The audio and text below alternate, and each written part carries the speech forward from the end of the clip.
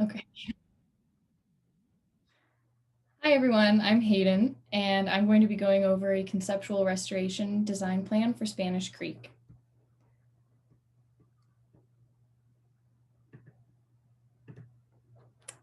So, landowners along Spanish Creek have expressed concern over land loss due to erosion.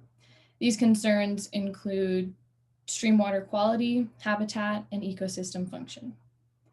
Spanish Creek is a tributary of the Feather River watershed. It flows through Meadow Valley, Quincy, and into American Valley. It joins up with Indian Creek to form the east branch of the North Fork of the Feather River. The geology is mostly comprised of granite, volcanic rock, and serpentine. The soils are deep, poorly drained, and subject to flooding. Along the Bucks Lake Wilderness, the stream channel is steep and narrow, with high velocity and increased sediment transport. Closer to American Valley, Spanish Creek is nearly level, wide, and has increased deposited sediment, becoming more sinuous and meandering. The stream channel is also degraded. This results in lost habitat, decreased water quality, and a lowered water table. Spanish Creek relies on runoff to add to its base flows because most of the precipitation falls as snow. Some of the historic and current land uses include mining, grazing, road development, wildfire, timber harvesting, which all led to the degradation of Spanish Creek. Some indicators of stream degradation include increased erosion, decreased water quality, and decreased vegetation. Mining impacts began during the California Gold Rush and pretty much accelerated from there. Mining companies formed and began excavating gravel bars from stream channels and digging tunnels into hillsides to transport materials and equipment. Today, mining operations on Spanish Creek are small scale with individual mining claims, and the impacts are much less. Roads cover a large area of Plumas County. It was ideal to develop roads near meadows because they're flat and easy to transport materials into. Most of these developed roads are still in use today. This affects hydrology and increases the amount of hazardous runoff from vehicles into the stream channel. Logging heavily increased the development of roads, skid trails, and landings within the Feather River watershed. This leads to increased fine sediment in the stream channel. In Spanish Creek, 98% of fine sediment flowing into streams comes from roads. Historic wildfires and current high-intensity wildfires affect hydrology and lead to the erosion of mountain slopes that run off into stream channels, which temporarily increases sediment transport. Livestock animals were brought into the Feather River watershed to assist in transportation and ranching. Meadows were drained for livestock access and then irrigated to grow crops. The heavy grazing practices that ensued for decades damaged streams and riparian areas.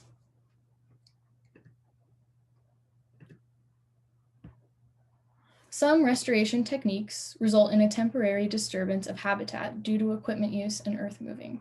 However, post-restoration habitats have been proven to bring in more wildlife and vegetation, as seen in the Last Chance Creek project, where the U.S. Forest Service and the Feather River Coordinated Resource Management Group, as well as private landowners, from 2002 to 2004 restored 8 miles of Last Chance Creek through large-scale meadow restoration and stream restoration project. Pre-restoration, Last Chance Creek was incised up to 15 feet in some areas. This caused decreased water quality and a decrease in aquatic habitat. This project used pond and plug restoration, which increased vegetation, increased habitat, and increased species diversity. Reconnecting the meadow with the groundwater allowed for native grasses to return. And you can see this image in the upper right-hand corner here was pre-project, which is heavily incised. And this photo shows a restored portion of Last Chance Creek, which is hardly not incised at all. Landowners may have questions or comments regarding the restoration project and process, and to ensure that landowner needs are being met and voices are being heard, a public comment page will be available for community members to voice concern or ask questions. Restoration techniques can vary in cost. Low-tech restoration techniques, such as post-assisted log structures, or PALs, and beaver dam analogs, or BDAs, and blocking channels with metal or plywood are relatively low-cost techniques, whereas partial fill, or pond and plug, complete fill, or augmented riffles are generally higher cost. And options are available for funding through various grants, but funding may be more available for a lower cost project. Stream channel restoration on ranches and farmlands sometimes can raise concern amongst landowners that there's reduced water available downstream. But in actuality, stream channel restoration raises the water table and restores historic floodplains. This holds water for a longer period of time and releases it gradually, instead of floodwater funneling down the stream channel and causing more erosion. Vegetation is able to grow and livestock have more grazing opportunity.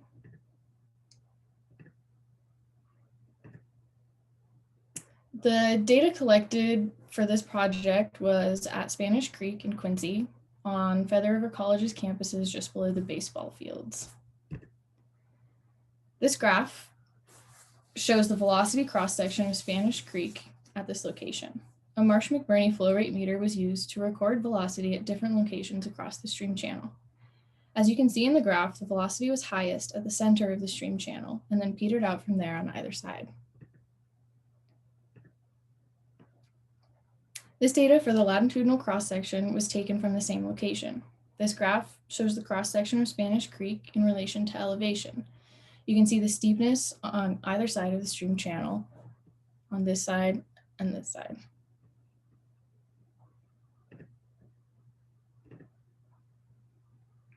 Streamflow measurements on Spanish Creek were recorded by stretching a measuring tape perpendicular to flow across the entire stream channel. Then depth and velocity were recorded using a Marsh-McBurney flow rate meter at an interval of 1 foot per data entry. Total discharge was calculated at 3.22 cubic feet per second. CFS is a unit of measurement that shows the volume of water flowing through the stream channel. You can imagine it as that many basketballs floating by per second. So 3 CFS would be equivalent of 3 basketballs floating down the stream per second.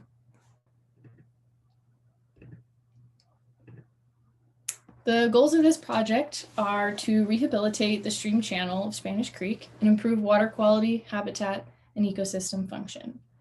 We would expect to see post-project lessened erosion, productive riparian areas, and to strengthen the channel's ability to absorb floodwaters.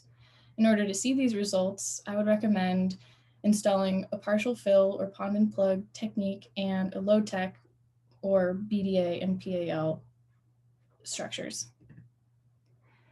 Pond and plug consists of moving earth to create ponds of water and earthen plugs. This creates a raised water table, increased water quality, increased vegetation, and habitat. Pond and plug techniques have been known to store carbon and reduces the risk of flooding and other erosion. The use of this technique would be implemented on the most incised areas of Spanish Creek, which would be areas with greater than 5 feet of incision. This image shows an area in Plumas County that was restored using pond and plug. So here you can see the ponds, and in between are the earthen plugs that slow down the water and help retain more water throughout the meadow. The beaver dam analogs and post-assisted log structures are meant to mimic the presence of beaver dams. They are cost-effective, they raise the water table, and provide habitat. They have a minimal impact to surrounding areas, and they would be installed in the less incised areas of Spanish Creek, where incision was less than 5 feet. This would allow for easier access for maintenance and for greater resiliency to flooding events.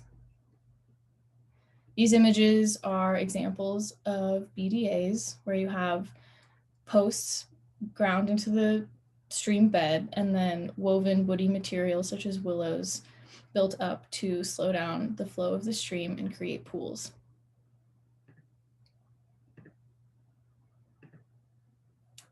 Monitoring on these sites would occur annually and consist of observations and field surveying.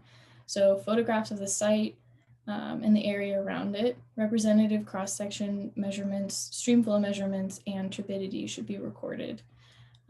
Measurements could be taken in partnership with the Feather River College's Environmental Studies program.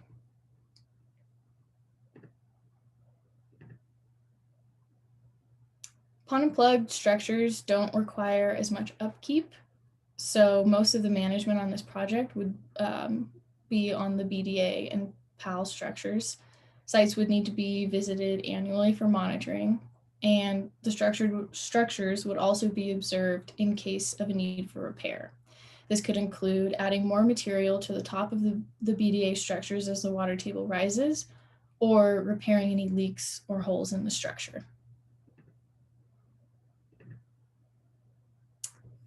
If you have any questions, please feel free to reach out to me. I am Hayden Lampy, and my email is holampy@frc.edu. Thank you for watching.